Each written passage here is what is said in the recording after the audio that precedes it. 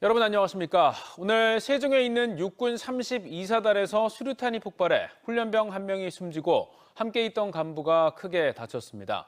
지난 2015년 대구에서 일어난 사망사고로 중단됐던 실수류탄 훈련이 2019년 재개된 지 5년여 만에 또다시 사망사고가 발생했습니다. 육군은 정확한 사고 원인이 밝혀질 때까지 연습용 수류탄으로 훈련을 진행하기로 했습니다. 이수복 기자의 보도입니다. 폭발물 처리반 차량이 육군 32사단 정문으로 들어가고 주사를 마친 경찰차가 부대 밖을 빠져나옵니다. 오늘 오전 9시 50분쯤 육군 32사단 수류탄 투척 훈련장에서 수류탄 한 발이 폭발해 20대 훈련병이 숨졌습니다. 안전핀을 뽑은 뒤 수류탄을 던지지 않자 이를 지켜보던 30대 소대장이 달려가 제지하는 과정에서 폭발한 겁니다. 해당 소대장도 손과 팔에 큰 부상을 입고 국군 수도병원 외상센터에서 치료를 받고 있습니다. 6주간의 훈련 수료를 일주일 앞두고 벌어진 일이었습니다. 폭발 당시 현장에는 훈련병 235명이 있었지만 수십 미터 떨어진 안전지대에 있어 추가 인명 피해는 없었습니다. 지난 2015년 9월 대구에 있는 육군 54단에서 발생한 수류탄 폭발 사고로 교관 한 명이 숨지고 훈련병의 오른쪽 손목이 절단되는 사고 이후 군은 2019년까지 3년 반 동안 연습용 수류탄으로 훈련을 진행했습니다. 2019년 실수류탄 훈련이 재개된 지 5년 만에 이 같은 수류탄 폭발 사망 사고가 또다시 벌어진 겁니다. 육군본부는 정확한 사고 원인이 규명될 때까지 연습용 수류탄으로 훈련을 진행할 방침입니다.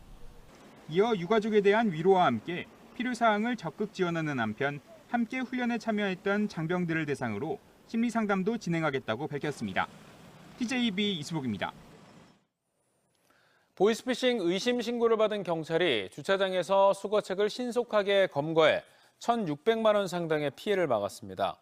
대전 유성경찰서 구죽지구대는 지난 9일 낮 3시쯤 대출을 받으려던 아들이 현금을 전달하러 주차장에 나갔다는 신고를 받고 출동해 대전 유성구 관평동의 한 아파트 주차장에서 장시간 멈춰서 있던 차량을 불신 검문해 보이스피싱 수거책 20대 남성 A씨를 붙잡았습니다.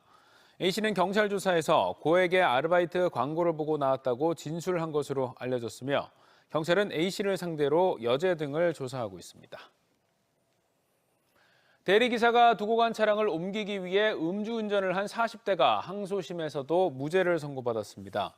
대전지법 형사항소 1부는 지난 2021년 12월 술을 마시고 대리기사 B씨를 불러 차를 타던 중 대리비 문제로 다툼이 생겨 B씨가 차도 한가운데 차량을 두고 떠나자 차량 통행을 위해 4m가량 운전해 갓길에 차량을 세운 44살 A씨에게 1심과 같은 무죄를 선고했습니다.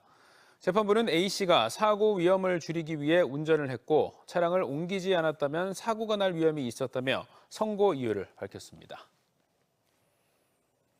대전의 한 이유식 업체가 판매하는 이유식에서 돌 조각이 나왔다는 제보가 들어왔습니다. 소비자는 해당 제품이 대량 제조되는 방식이라서 다른 제품에도 돌 파편이 들어있을 수 있다며 식약처에 사실관계 확인을 요청했습니다. 양정진 기자의 보도입니다. 30대 남성 A씨는 얼마 전 생후 13개월 된 아들에게 이유식을 먹이던 중 두 눈을 의심했습니다. 미역과 당근 등 다양한 재료들이 섞인 이유식에서 회색 돌 조각이 나온 겁니다. 쇠숟가락에서 이제 틱틱거리는 소리 나가지고 확인해보니까 안에 돌이 걸리더라고요. 먹었다간 또 치아가 깨질 수도 있고 이런 위험성 때문에 굉장히 많이 놀랐고요. 해당 이유식이 대량 제조된 뒤 각 용기에 나눠 담는 방식이어서 다른 제품에도 이물질이 들어있을지 몰라 불안감이 큽니다. 갈린 가루도 있을 거고 그리고 파편이 이제 또 다른 식품에 들어갈 수 있거든요. 다른 용기에도 우리에게만 문제가 될 게 아니고 다른 아이에게 문제 되겠다라는 생각을 해서 A씨는 곧장 구매한 매장과 본사에 항의했고 해당 업체는 사과와 함께 조사를 위한 제품 수거를 요청했습니다.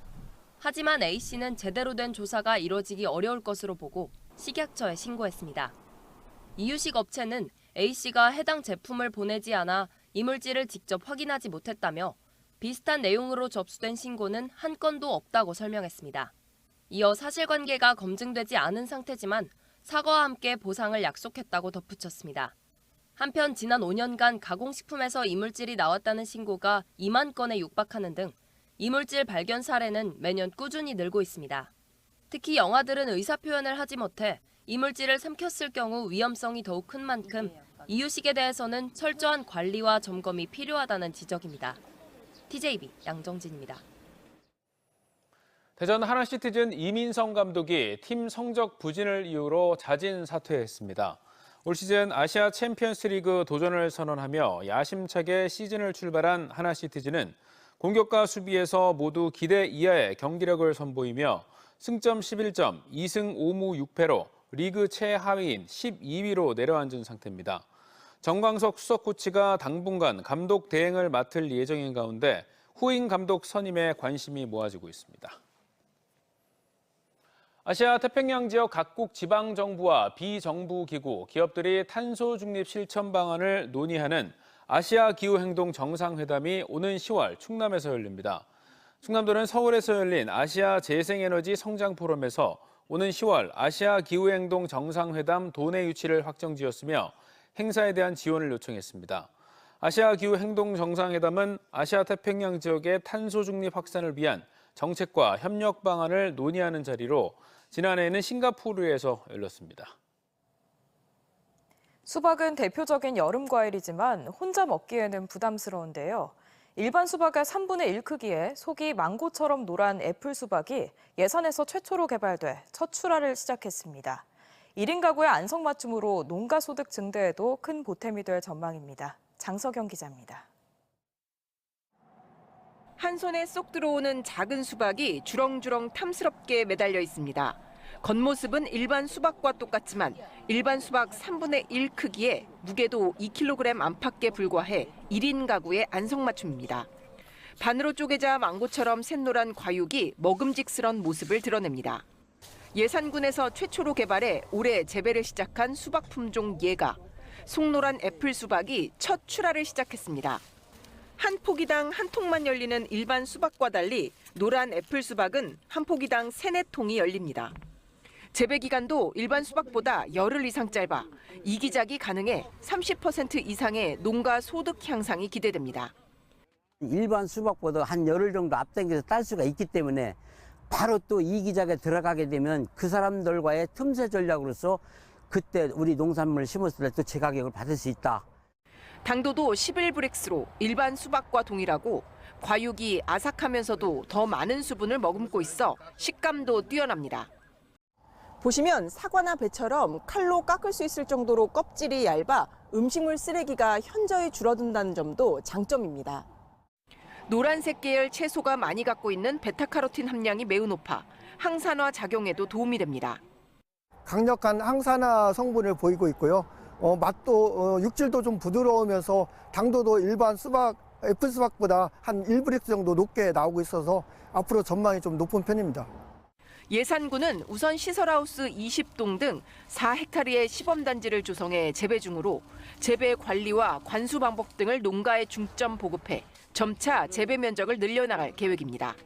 TJB 장석영입니다. 충청권 소비자들의 소비 심리가 올해 들어 가장 위축된 것으로 나타났습니다. 한국은행 대전세종 충남본부가 내놓은 5월 소비자 동향 조사 결과에 따르면 100을 기준으로 99.4를 기록해 전월보다 0.5포인트 하락하며 올해 들어 가장 낮은 수치를 기록했습니다. 현재 경제 상황에 대한 판단과 향후 경기 전망 수치도 전월보다 각각 1포인트와 4포인트가 감소한 70과 78로 경기에 대한 인식이 부정적인 것으로 조사됐습니다. 한국수자원공사가 인도네시아 발리에서 열린 제10차 세계 물포럼에서 세계 물 문제의 새로운 해법을 제시할 3대 초격차 디지털 물관리 기술을 선보였습니다. 3대 초격차 기술은 방대한 물관리 데이터를 바탕으로 3D 시뮬레이션 모델을 구축한 물관리 디지털 트윈과 AI를 활용한 정수장 운영 체계인 인공지능 정수장, 수돗물 공급 전 과정의 디지털 기술을 융합한 스마트 관망 관리입니다. 윤석대 사장은 3대 초격차 기술이 공사가 글로벌 기후테크 중심 무대로 올라가는 중요한 전환점이 될 것이라고 밝혔습니다.